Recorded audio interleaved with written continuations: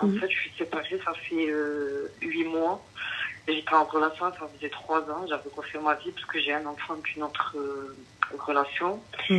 Et en fait, c'était tout beau, tout rose, tout allait bien. Et du jour au lendemain, en fait, il a commencé à me frapper. Et quand je dis me frapper, c'est m'éclater sans raison, en fait. Je me suis rendu compte avec le temps que c'était frustré et que malheureusement, tout ce qui le frustrait dans la vie, il le remettait sur moi. Et malheureusement, c'était un jour, ça a tellement dérapé que j'ai dû fuir avec mon fils. Et désolée, je suis un peu stressée. Il n'y a pas de souci, t'inquiète pas. J'ai dû tout abandonner. J'ai pris mon fils, j'ai dû tout laisser, tous les affaires à mon fils, tout ce que j'avais. Je suis partie, j'ai fui, c'est ma mère qui est venue me récupérer. Et derrière ça, en fait, il a fait que mon hackal. Il n'a pas accepté la séparation, donc il venait tous les jours en bas de chez ma mère faire bordel. Il m'a harcelé matin et soir pour que je revienne, etc. Bref, j'ai jamais cédé, alhamdoulilah, j'ai eu la force de ne pas retourner vers lui.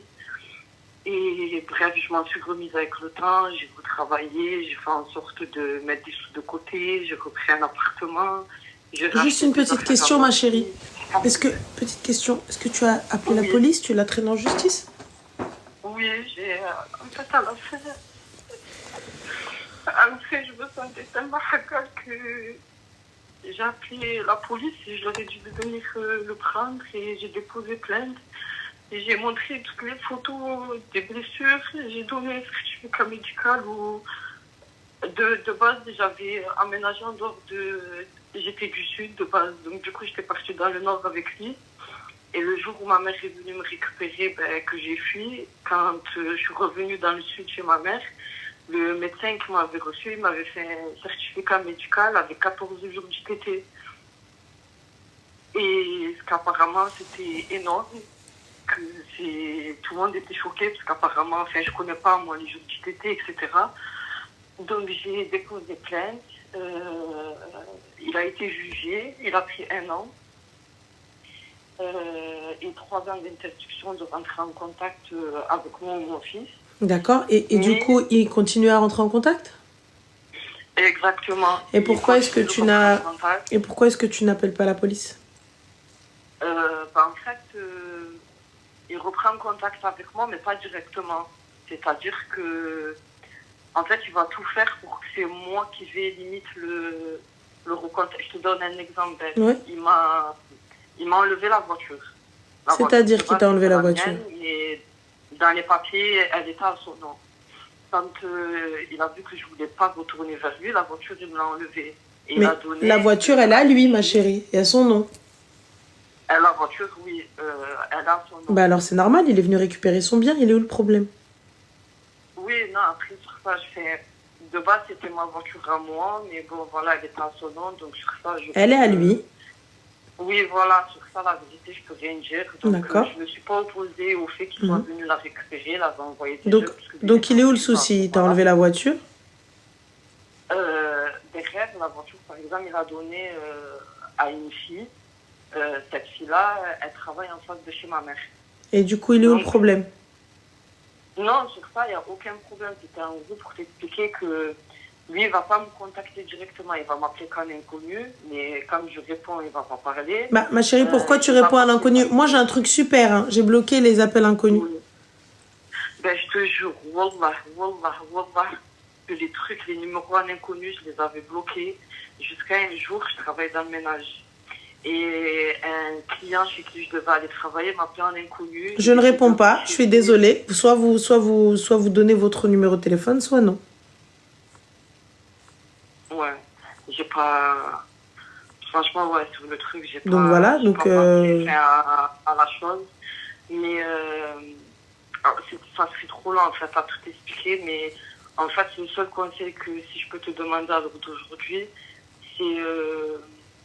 comment, parce que tu vois, avec tout ce qu'il m'a fait subir, moi et mon fils, j'ai pas cherché à me venger, j'ai pas cherché à...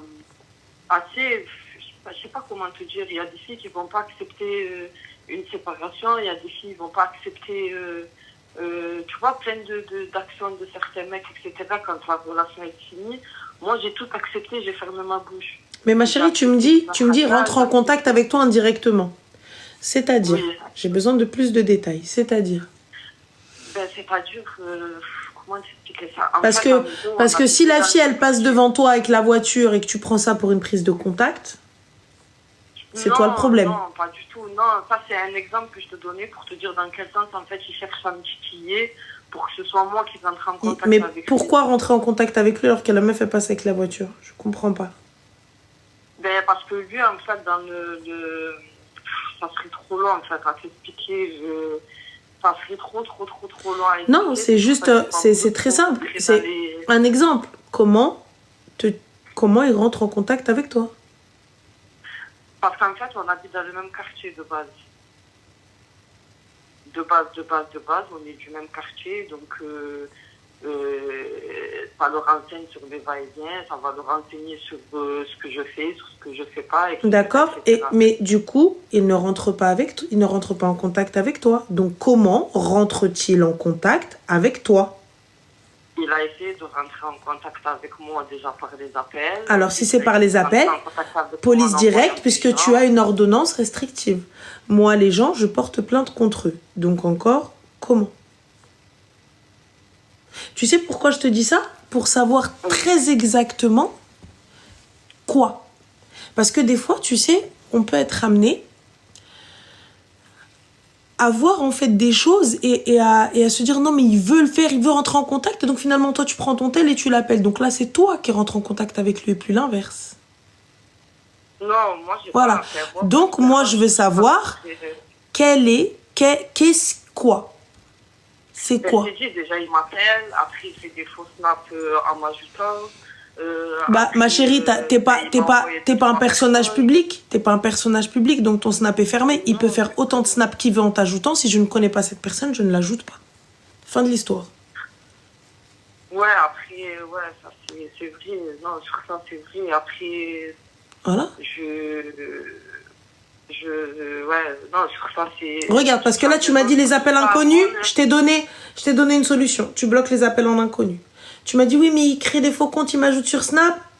Je n'accepte pas. Donc déjà, il y a deux options pour lesquelles il ne te contacte pas. Tu me dis, oui, il m'envoie quelqu'un, tout ça, etc. et tout. Moi, c'est très, très simple. Quelqu'un qui vient, qui m'approche, je mets index droit, oreille droite, index gauche, oreille gauche et je hurle à Rabbi li khalaqni. Un problème résolu. En fait, comment t'expliquer? Je peux parler en arabe pour que ce soit pas trop... C'est pareil, arabe ou français, dans tous les cas, on va traduire, mais dis-moi. Non, j'ai peur que ce soit... j'ai peur de dire des mots et que ton live soit banni, quoi. C'est pour ça que je te demande, en fait. Et comment te dire... كنت نخاف منه parce que هو كان داخل un truc, tu m'as comprise. Donc كنت نخاف منه. Ma chérie, كون كان شي حاجة, je t'explique, parce que t'as peur de lui, parce que lui, il fait des choses, et tout, etc. Si lui, il était quelqu'un, ma chérie, on n'en serait pas là. Voilà que, écoute, si c'était quelqu'un, Allah, ma chérie, tu serais pas là avec moi au téléphone en train de parler. Les vrais quelqu'un, ils parlent pas, ma chérie. Les vrais fous, ils parlent pas. Tu sais, les vrais chefs de cartel, les vrais gens qui menacent, ils parlent pas, ma soeur.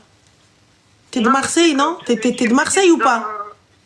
Oui. D'accord, donc tu sais ce que c'est. Pas besoin. Ouais, mais c'est quand tu prises il n'y a pas de souci. Mais là, t'as porté plainte, t'as une ordonnance, t'as eu la totale. Donc c'est quoi en fait quand t'es prise dans quoi? Oui, non, alhamdoulilah, wallah, c'est quoi? Alors aujourd'hui, je m'en suis que levée. Voilà, donc alhamdoulilah. Donc c'est quoi le souci?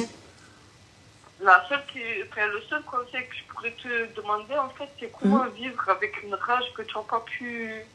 Tu sais, que tu n'as pas pu sortir. Parce que durant tout ça, tout ce qu'il m'a fait, en gros, moi, j'ai fermé ma bouche. Ouais, je vois. Ça y est, c'est bon, je vois.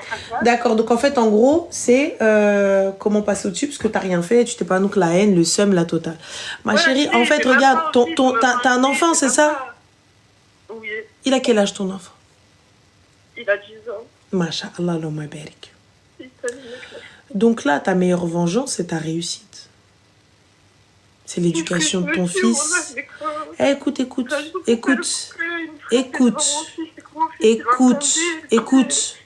Quand tu es là et que tu t'es relevé après tout ce que tu as eu et que tu deviens la meilleure version de toi-même, tu crois pas que c'est la meilleure des vengeances quand tu passes à côté de la personne et t'as comme ça, cheveux en arrière et tu crois que tu m'as détruit, je suis encore venue encore plus forte. C'est ce que je me dis, wallah, ça fait 2 semaines là, que j'ai les clés de chez moi, qu'enfin j'ai repris la Alhamdulillah, ya Rabbi. Tu remercies pas Allah pour ça? Tu poses pas ton front au sol et tu dis Alhamdulillah, ya Rabbi. Alhamdulillah, wallah, mais j'ai l'impression d'être morte à l'intérieur. C'est un temps. C'est un temps. Tout est un temps. C'est vrai. Wallah al-Adim, c'est un temps. Tu te sens comme une merde, tu te sens comme si t'avais rien fait, tu te sens, t'aurais pu faire plus, tu te sens, c'est un temps. Wallah, c'est un temps.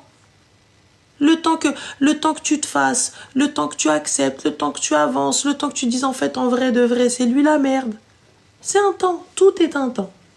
Chauffez, comme on dit chez nous, liket douz ala ras marhaba biha. Wallah, tout est un temps. Tout ce que tu fais, c'est un temps. Tout ce que tu as subi et tout, ça y est, c'est passé derrière. En vrai de vrai. Qu'est-ce qu'il va faire de pire, puisque le pire, il l'a fait? C'est quoi le pire? Les couilles, tu te les ai mangées. Les insultes, et tu te les ai mangées. Les menaces, et tu te les ai mangées. Dmeillette, le sang et tout, t'as eu. En vrai de vrai. Quelqu'un, il peut te faire plus? C'est quoi le pire? Je vais te dire comment toi, tu vas oublier tout ça. T'oublieras pas, ma chérie. Mais par contre, tu laisseras plus jamais un fils de chien te faire la même chose. Plus jamais. Voilà. Donc en vrai de vrai, la leçon qu'il t'a donnée, c'est pas la meilleure de ta vie. Faire de toi une personne plus forte. Et aujourd'hui, s'il revient, on est d'accord aujourd'hui. Ah oui, oui. Aujourd'hui, la main, elle est normal. Parce qu'en vrai, qui va pouvoir aujourd'hui venir et te menacer après tout ce que t'as eu? Non, plus personne. On est d'accord. Comment j'ai eu peur de lui, je me dis que dans ma vie, plus jamais ça m'arrivera. Voilà. On est d'accord.